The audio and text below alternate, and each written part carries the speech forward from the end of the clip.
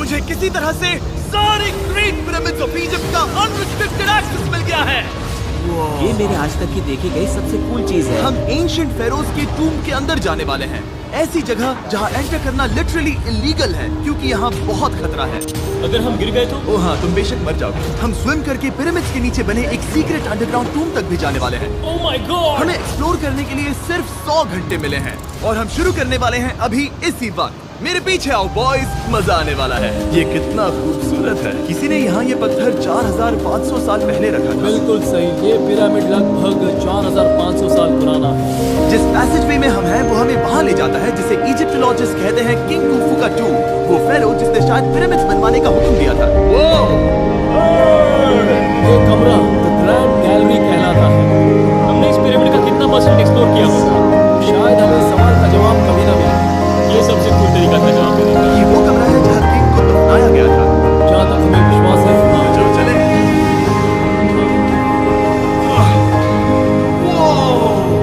Boys ये देखो, ये क्या है? 4600 साल पहले इस कमरे में शायद किंग का ममीफाइड शरीर रखा था। ये वही जगह है जहाँ फेरो को दफनाया गया था। हमारा मानना है कि मरने के बाद ये उनकी कब्र थी। क्या मतलब है? मैं पक्का नहीं पता। मुझे लगता है कि इस पिरामिड के अंदर का और भी चेम्बर है जिसे हमने अब तक नहीं ढूंढा और इसमें शायद राजा का शरीर हो सकता है। पता है क्या? इस वीडियो में हम वही होने वाले हैं क्योंकि हम सच में पिरामिड्स के सैकड़ों फीट नीचे से लेकर धरती के सबसे बड़े एंशिएंट पिरामिड की सबसे ऊंची चोटी तक एक्सप्लोर करने वाले हैं। दूसरे बड़े पिरामिड्स को एक्सप्लोर करने से पहले मैं तुम्हें बेस कैंप दिखाना चाहता हूँ। हाँ, ये बढ़िया। हमारे पास एक डिनर टेबल है, कुछ टेंट्स हैं सोने के लिए और ओके।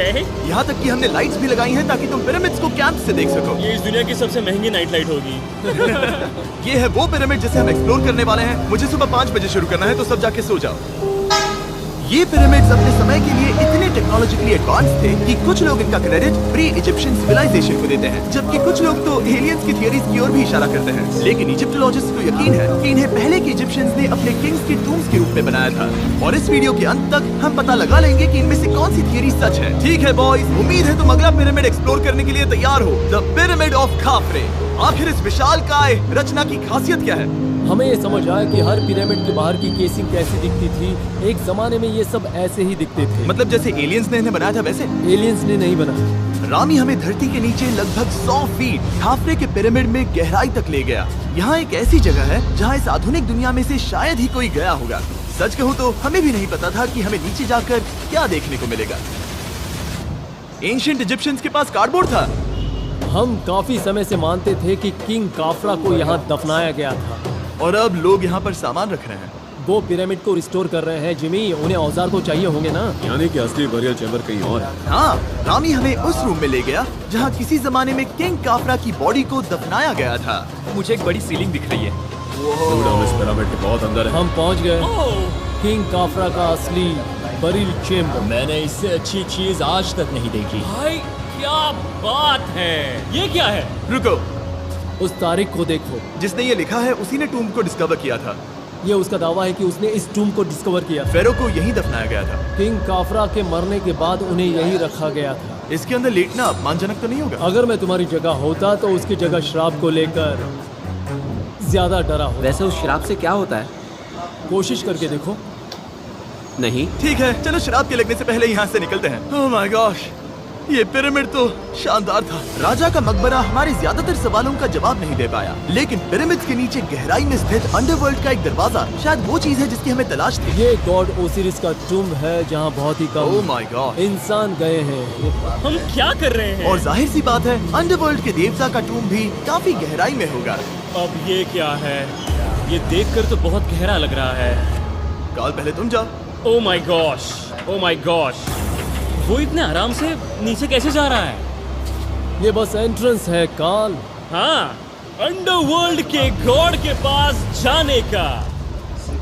ये सीढ़ी काफी लंबी है। ये सच में बहुत गहरा है। अगर तुम गिरे तो ओह हाँ, तुम पक्का मर जाओगे। हाँ। अब तो सच में डर लग रहा है। मुझे इसमें मजा नहीं आ रहा है। और जहाँ हम सब पहले से ही डरे हुए थे, वहाँ आगे जाके हमें ये दिखा। 3000 साल पुराना इंसान। इंसान? मैंने इसे हाथ में क्यों पकड़ा है? ये खोपड़ी का हिस्सा ये है। एक खोपड़ी है। हाँ, ओ माय गॉड। जब हम नीचे जाएंगे हम इतनी गहराई में होंगे कि ऑक्सीजन की कमी से बेहोश होने का भी खतरा रहेगा। बिल्कुल सही।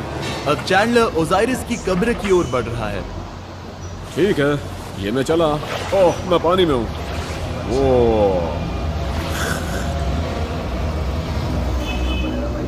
तुम महसूस कर सकते हो कि यहाँ की हवा थोड़ी पतली है। रुको, ये क्या है? यहाँ एक पत्थर है। ये पत्थर या कोई ढक्कन? इस कमरे के ठीक बीच में गॉड ओसिरिस का सरकोफेगस रखा है। यानी कि यहीं पर है उस अंडरवर्ल्ड का दरवाजा। हाँ, तो अंदर जाकर देखो। क्या पानी के अंदर? वेल, हाँ। ठीक है, ठीक है, ठीक है, ठीक है, ठीक Come है। on। Oh my God. माना जाता है कि ये सरकोफेगस दरअसल अंडरवर्ल्ड का दरवाजा है और शायद यहाँ पहले कोई भी इंसान नहीं आया। कितना गहरा है? ओ माय गॉड, मैं यहाँ क्यों हूँ? मैं एक यूट्यूबर हूँ। हम यहाँ क्या? जरा ऊपर राइट में उस कोने को देखो, वहाँ एक सुरंग है जो किसी को नहीं पता कहाँ जाती है। काल, वहाँ ऊपर जाओ। क्या मैं सच में वहाँ जा सकता जिमी, हूँ? उसे मत जाने दो। मैं बहुत डर गया हूँ ब्रो। काल, ये सही नहीं है। मैं ऐसी सुरंग में हूँ एंशिएंट इजिप्ट में जहाँ कभी कोई नहीं गया होगा। कोई इतना पागल नहीं होता। क्या तुम हमें बता सकते हो वहाँ क्या हो रहा है? मैं सुरंग में एक मोड़ पर हूँ और ये छोटी हो रही है। भाई मैं सचमुच में मजाक नहीं कर रहा हूँ, मैं यहाँ सच में फंस चुका हूँ। काल, तुम इतिहास बना रहे हो। मेरे पास मुश्किल से 1 इंच की जगह बची है। उसे ऑक्सीजन की सेफ लिमिट से ज्यादा समय हो गया है। क्या हम बाहर निकल सकते हैं? मैं रेडी हूँ। तो इससे पहले कि हम सचमुच मर जाते और खुद अंडरवर्ल्ड को देखते, बाहर निकलने का आसान तरीका नहीं है ना? हम जितनी जल्दी हो सके वहाँ से बाहर निकल गए, क्योंकि मैं इतना तो जीना चाहता हूँ कि गीजा के महान पिरामिड्स के उन गुप्त रास्तों की खोज कर सकूं, जहाँ आज के समय में स्पेस में जाने वाले लोगों से भी कम लोग गए हैं। मेरे साथ ऊंट की सवारी कौन करेगा? चलो सवारी करें। छूकर देखो, छूकर देखो। लेकिन वो नहीं चाहता। क्या तुम्हें कभी ऊंट ने काटा है? हाँ, क्या? हाँ, दर्द हुआ था? बहुत। ओह, मैंने कहा था। आज भी हम खूब एक्सप्लोर करेंगे। विश्वास नहीं हो रहा। चैंडलर, तुम ठीक हो? ओह, नहीं, खींचो, खींचो। मुझसे नहीं हो रहा। मुझे इस पर से उतारो ब्रो।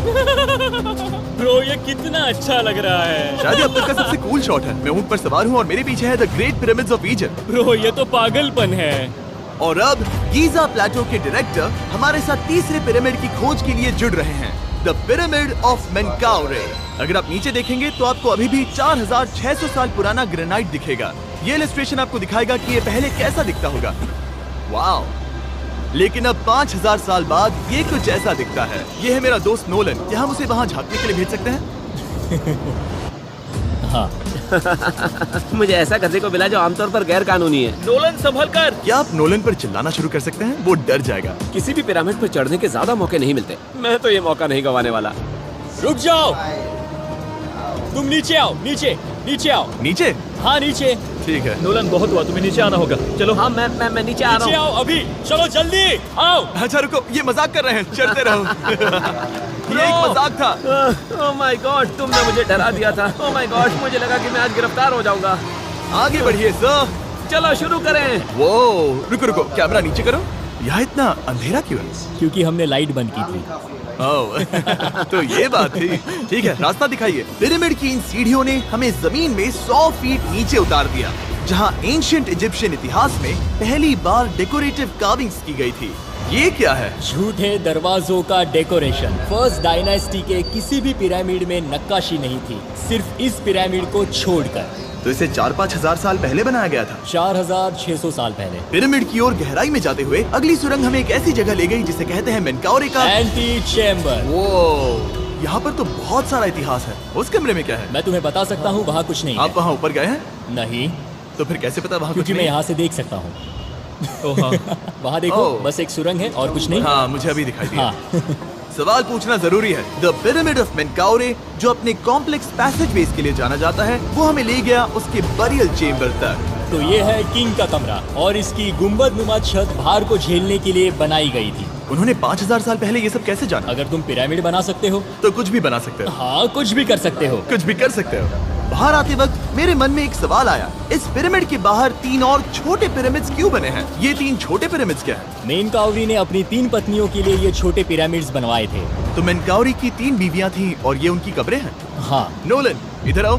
नोलन, गॉड, उसकी 3 बीवियां हो सकती है, तो तुम एक तो ढूंढ ही सकते हो। हाँ, मेरी कोशिश पूरी है। मुझे एक मम्मी मिली है, वो पैसों की मांग नहीं करेगी, वो हमेशा तुम्हारी सुनेगी, ज्यादा बात नहीं करेगी। ये तुम्हारे लिए सही आइडिया तो है। मुझे एक मम्मी दे रहे हो? हाँ, तुम्हारा प्यार ढूंढने के लिए हम क्या क्या